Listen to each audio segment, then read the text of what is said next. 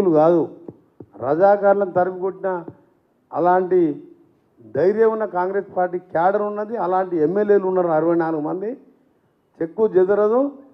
Next delimitation చెప్తున్నా, ఎవరైనా BJP TRS వాళ్ళు మళ్ళీ మాట్లాడతారు, మీరు వినండి. డీలిమిటేషన్లో 154 సీట్లు అవుతున్నాయి. నెక్స్ట్ ఇయరే పెరుగుతాయి. 26కు ఫైనల్ అవుతుంది, 25 ఎండింగే తెలిసిపోతుంది. హైదరాబాద్ కూడా 12 సీట్లు పెరుగుతున్నాయి. 154 సీట్లలో 125 సీట్లు వచ్చేసారి గెలుస్తాం. కాంగ్రెస్ పార్టీ తెలంగాణ ప్రజలకు తెలిసిపోయింది. ఈ మోసగాన్ని నమ్మితే కాళేశ్వరం నుంచి బతుకమ్మ పూలు బతుకమ్మ అంటే అందరూ ఏమనుకుంటారంటే దాని చుట్టూ తిరిగిను. ఆ బతుకమ్మలో పూల లోపల బాటిల్ ఉంటుందని వాళ్ళకి తెలియదు మహిళలకు. ఇప్పుడు తెలిసింది కదా, మహిళలు ఉంటాయంటుంది. అంటే కోర్టులు అట్లా మాట్లాడుతుందంటే ఎంత ఎవరైనా తలకాయ నేలకేసుకొని జడ్జి పిలిచినప్పుడు బెయిల్ రిజెక్ట్ చేస్తే మళ్ళీ లోపలికి పోవాలి. పోతే గిట్ల అనుకుంటూ పోతుంది. ఏందో అది అర్థమవుతలేదు. ఇట్లేంది ఉద్యమం చేసిందామా? మన మీద కేసులు లోపలికి పోయింది. పోతే మళ్ళీ ఏమంటుంది నిన్న కోర్టు ప్లేస్లా. అంటే ఇది నవ్వుకుంటాను, ఎందుకంటే కొంచెం రిలాక్స్ కావాలి కదా, టైర్డ్ అయి ఉంటాం కదా ఎలక్షన్లో. ప్రజ్వల్ రేవణ్ ఏమో పాస్పోర్ట్ ఇచ్చి బయటికి పంపించాడు, నన్ను లోపటేస్తారా అంటుండు.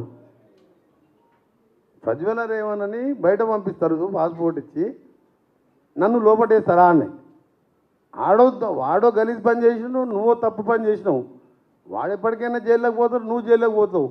ఆయనతో పోల్చుకుందంటే మీరు అర్థం చేసుకొని నాకు ఒకటే నవ్వు వచ్చింది రాత్రి. అది అందుకనే ఆ పార్టీ అనేది లేదు, అది గాలి బుడిగలాగా వచ్చింది.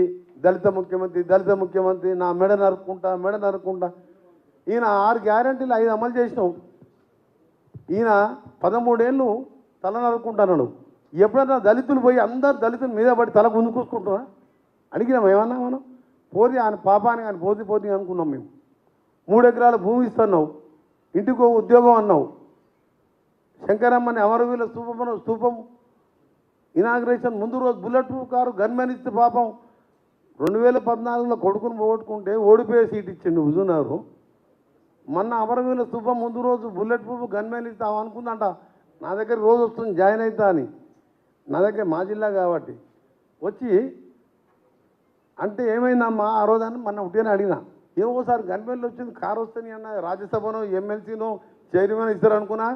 అది ఇనాగ్రేషన్ కాగానే కారు పోయింది, గన్మెన్ పోయింది సార్ అన్నాడు. ఓని సచ్చినోళ్ళు కూడా మోసం చేసిండు. అంటే ప్రజలు గమనిస్తున్నారు. 6 గంటల కోసం గన్మెన్లను పంపించి కారు శంకరమ్మని గౌరవించడం, కాలిపోతుకుంటూ జై తెలంగాణ అన్నాడు. కానీ అమ్మా నల్లే ఆ మంటలల్లా అపోలో హాస్పిటల్ పోయి చూసి మినిస్టర్గా పోయినా రాళ్ళు వేస్తున్నాను తెలుసు. అక్కడ ఈయన దొంగ దీక్ష చేస్తున్నా. అక్కడ నేను భయపడలే, రాళ్ళు వేస్తారని పోయి చూసిన. మా నల్గొండ బిడ్డ కాసి చచ్చిపోతారంట, సీరియస్ ఉందని డాక్టర్ చూస్తే ఏడుపు వచ్చింది. ఇంత మానవత్వం లేకుండా 10 ఏళ్ళు రాజ్యసభ ఇస్తే సంబంధం ఏంది?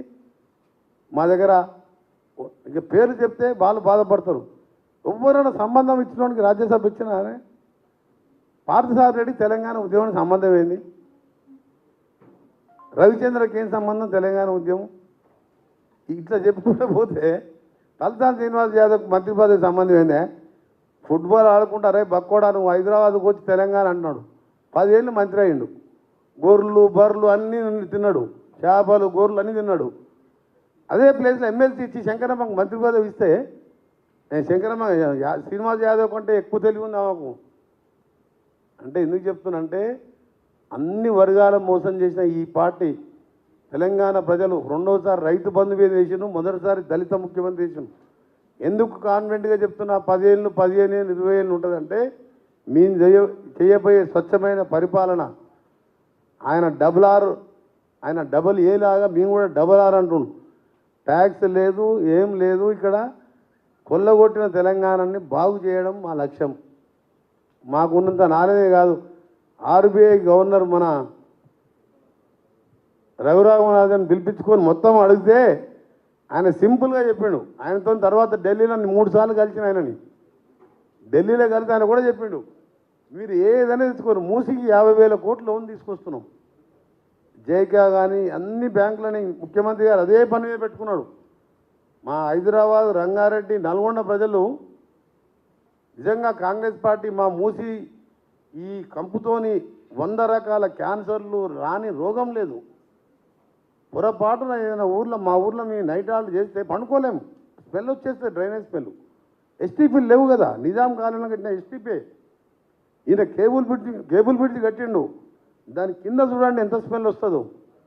ఎస్టీపీలు లేకుండానే ఆ కంపెనీస్ అన్ని అందులో వదిలిపెడుతున్నాం. ఇప్పుడు మా ప్లానింగ్లో ఎస్టీపీలు కట్టి ఆ వాటర్ అంతా పైప్ లైన్ ద్వారా డైవర్ట్ చేసి ఈ మూసి మొత్తం కూడా పైకి వెళ్ళి కింది వరకు 5 టీఎంసీ సపరేట్ గోదావరి వాటర్ని వదిలిపెట్టి అటు సైడ్ ఇటు సైడ్ రెస్టారెంట్ పెట్టి మధ్య మధ్యలో కేబుల్ బ్రిడ్జ్లు, ఫ్లైఓవర్లు కట్టుకుంటూ సబర్మతి, అహ్మదాబాద్ గాంధీ ఆశ్రమం దగ్గర పోయినప్పుడు నేను ఆ మురికి కాలువ మూసిలాగానే సిటీ మధ్యలో ఉంటుంది. ఆ నీళ్ళు తాగి చూస్తే డ్రింకింగ్ వాటర్ లాగా ఉంది, అది మినరల్ వాటర్ లాగా. ఆ ప్లాన్ చేస్తున్నా చెప్పనా. వరల్డ్ బ్యాంకు, నాబార్డు, అడుకో, జైకా 3% లోన్. ఈయన కమిషన్ 12% లోన్ తీసుకొచ్చి ఇన్ని వడ్డీలు పెరిగినాయి. మా డెవలప్మెంట్ అనేది చేసుకుంటూ వచ్చే ఆదాయంతో ఆగస్టు 15 రోజు రుణమాఫీ చేయబోతున్నాం. అందరం ఒకటే మాట మీద ఉన్నాం. ముఖ్యమంత్రి గారు అందరితో డిస్కస్ చేసిన తర్వాతనే ఆ నిర్ణయం ప్రకటించను.